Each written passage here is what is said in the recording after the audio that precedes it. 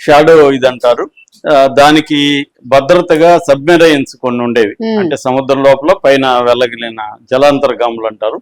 ఆ జలాంతర్గాములు రక్షణలో ఈ షిప్పులు, షాడో షిప్పులు వెళ్ళి ఆయిల్ ని, మిగతా గూడ్స్ ని తెచ్చుకునేవి. ఇది అమెరికా కంటగింపుగా ఉంది. నిజానికి అమెరికాకి దగ్గర కూడా ఏం లేదు. ఇది అమెరికాకి 4000 కిలోమీటర్ల దూరంలో ఈ షిప్ వెళ్తుంది. సో ఈ షిప్ ని ఎప్పటి నుంచో పట్టుకోవాలని అమెరికా ట్రై చేస్తుంది. అమెరికాలో కోస్ట్ గార్డ్స్ అంటారు. కోస్ట్ గార్డ్స్ ప్లస్ US-28 అని అమెరికన్ ఎయిర్ క్రాఫ్ట్ ఉంటది అనమాట. ఇలాంటి షిప్పుల్ని వెంటాడేది ఈ ఎయిర్ క్రాఫ్ట్ చేస్తుంది. వీళ్ళకి ఇంధనం సప్లై చేసిన దానికి మళ్ళీ KC-135 అంటారు. అంటే గాల్లోనే ఒక విమానంలోంచి ఇంకొక విమానంలోకి ఇంధనం సప్లై చేయొచ్చు అనమాట, ఫ్యూయల్ అని. అలా అవన్నీ కూడా కలిసి తిరుగుతుంటాయి, గస్తీ చేస్తుంటారు. అలాగా ఎప్పటి నుంచో దీన్ని అటాక్ చేయాలని డిసెంబర్లోనే పట్టుకోవాలని ట్రై చేశారు. అయితే వీళ్ళు దొరకలేదు. ఇప్పుడేమైంది, వీళ్ళు ఈ షిప్ ను పట్టుకుంటారని చెప్పి వీళ్ళు ఏం చేశారంటే దీన్ని రష్యా జెండా ప్రకటించారు. రష్యా రిజిస్ట్రేషన్ పెట్టుకున్నారు, కలర్ కూడా చేంజ్ చేశారు. ఇది రష్యా షిప్ అయితే వాళ్ళు రారు అనేది వీళ్ళు ప్లాన్ చేశారు. కానీ వాళ్ళు రష్యా షిప్ అయినా కూడా మేము వదలమని చెప్పి అటాక్ చేసి వాళ్ళు ఏం చేశారంటే ఈ హెలికాప్టర్లు తీసుకొని దాని నుంచి కిందికి దిగారు సైనికులు. ఈ లోపల అక్కడ గస్తీ వీళ్ళది ఉన్నాయి కదా సెక్యూరిటీ రష్యావి, అవి రానియకుండా వీళ్ళు పోయి ముందు వీళ్ళ బల ప్రదర్శన చేసేసరికి అవి భయపడి రాలేదు. ఎందుకంటే శత్రువు బలం ఎక్కువగా ఉన్నప్పుడు మనం వెళ్తే మనం చస్తాం కదా అని వాళ్ళు దూరంగానే వెళ్ళిపోయారు. దాంతో ఈజీగా వీళ్ళు వెళ్ళి ఆ షిప్లోకి దిగి అక్కడ ఉన్న షిప్లో సిబ్బంది వాళ్ళ దగ్గర పెద్దగా వెపన్స్ కానీ అవేమి ఉండవు. సో వాళ్ళని పట్టుకున్నారు. ఇప్పుడు ఆ షిప్ ని అమెరికాకి తీసుకెళ్తున్నారు. సో ఇది విజువల్స్ బయటకు వచ్చాయి. వాళ్ళే వదులుతారు ఇవన్నీ కూడా, అమెరికానే షూట్ చేసి మేము ఎంత గొప్ప పని చేసాం చూడండి అని. నిజానికి ఇది అంతర్జాతీయ చట్టాలను ఉల్లంఘించడం అనేది పుతిన్ చెప్తున్నాడు. రష్యా విదేశాంగ శాఖ మంత్రి ఖండించింది గట్టిగా.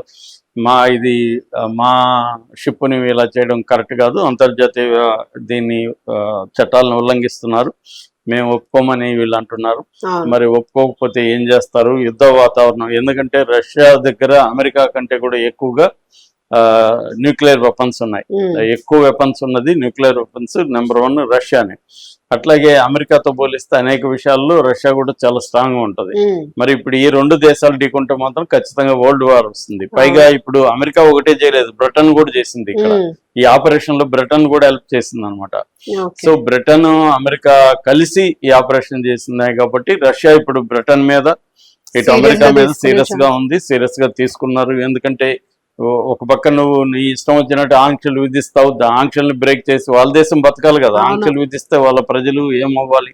ఇప్పుడు వెనిజులా కష్టాలకు కారణం ఎవరు? అమెరికానే. అమెరికా ఆంక్షలు విధించింది కాబట్టి అక్కడ అత్యంత ఎక్కువ నిల్వలు ఉన్నప్పటికీ కూడా పెట్రోల్ ఎకనామీ అనేది లేకుండా పోయింది. సో రోజుకు 1 మిలియన్ బ్యారెల్ ఇంధనం కూడా ఉత్పత్తి చేసే పరిస్థితి లేదు అక్కడ. సో దానివల్ల అక్కడ ఎకనామీ కుప్పగొలింది. దాంతో పాటు అక్కడ ఉన్న పాలకులు కూడా కొన్ని తప్పులు చేయడం, దానివల్ల కూడా అది ఇదైంది. దాంతో 80 లక్షల మంది వెనిజులా నుంచి బయటకు వచ్చేసారు. అంటే వీళ్ళే ఒక దేశంలో క్రైసిస్ క్రియేట్ చేసి మళ్ళీ ఆ క్రైసిస్ నుంచి నేనే రక్షిస్తానని చెప్పి, అంటే నేనే సమస్య క్రియేట్ చేసి మళ్ళీ నేనే సాల్వ్ చేస్తానని చెప్పి చేసే ఒక కార్యక్రమం అనేది అమెరికా ఎప్పటి నుంచో చేస్తుంది. దాన్ని ట్రంప్ చాలా నిస్సిగ్గుగా, అంటే ఒక వీధి రౌడీ లాగా ఛాలెంజ్ చేస్తున్నాడు. ఇప్పుడు అతని జోలికి ఎవరు వెళ్ళాలన్నా భయపడే పరిస్థితి ఉంది. ఎందుకంటే ఇప్పుడు యూరోప్ వెనిజులా మీద అటాక్ ఖండించలేదు, కానీ అదే యూరోప్ మీదకి తను వెళ్తున్నాడు. ఇప్పుడు నిన్ననే ఫ్రెంచ్ ప్రెసిడెంట్ ని ఎగతాళి చేశాడు. మాక్రోని ఇట్లా పిలవాలన్నా, మక్రోని అనాలన్నా, నాకు ఫ్రెంచ్ యాక్సెంట్ ఇష్టము, ఇలాగంతా అతని కామెడీ చేశాడు. తర్వాత ఏమో గ్రీన్లాండ్ నాదంటున్నాడు. ఇప్పుడు డెన్మార్క్ కూడా ఖండిస్తుంది, యూరోప్ కూడా ఖండిస్తుంది. కానీ యూరోప్ లో కూడా డబుల్ స్టాండర్డ్స్ ఉన్నాయి. వెనిజులా మీద దాడి ఏమో ఖండించట్లేదు, యూరోప్ లోని ఒక ప్రాంతం మీద దాడి చేయబోతున్నా అంటే మాత్రం ఖండిస్తున్నాయి. అంటే ఇక్కడ మొత్తంగా ప్రపంచం అంతా ఇవాళ ఏంటంటే ఒక ఆర్డర్ గాని ఒక పద్ధతి గాని లేకుండా ఎవడి బలం ఉంటే వాడిది, ఎవడి ఇష్టం వచ్చినట్టు ఒక రూల్ బేస్డ్ ఆర్డర్ అంటారు, ఆ రూల్ బేస్డ్ ఆర్డర్ పోయి ఇష్టం వచ్చినట్టు మారిపోతున్న ఒక క్రమం మనకు కనపడుతుంది. ఈ నేపథ్యంలో రష్యా కూడా ఇప్పుడు ఏమన్నా అమెరికా మీద సీరియస్ అయ్యి రేపు అమెరికా విమానాలను కొలగొట్టడం, రష్యా అమెరికా షిప్పులను కొలగొట్టడం ఏమైనా చేస్తే మాత్రం ఖచ్చితంగా అది అంటే థర్డ్ వరల్డ్ వార్ ఇప్పటికిప్పుడు రాకపోయినా ఒక పెద్ద కొంత ప్రమాదం దారి అయితే తీసే ఉంది. అవకాశం. దీనివల్ల ఇండియా కూడా ఎఫెక్ట్ అవుతుంది. ఎందుకంటే ప్రపంచంలో ఏం జరిగినా ఇవాళ ప్రపంచానికి అంతా ఆ ఎఫెక్ట్ అనేది ఉంటది కాబట్టి ఇండియా మీద కూడా ఎఫెక్ట్ ఉంది. ఆల్రెడీ ఇక్కడ స్టాక్ మార్కెట్ లో అది కనబడుతుంది. 3 రోజులుగా స్టాక్ మార్కెట్ మైనస్ లో ఉంది. సో దీని ఎఫెక్ట్ ఇండియా మీద కూడా బలంగా పడే అవకాశం అయితే ఉంది.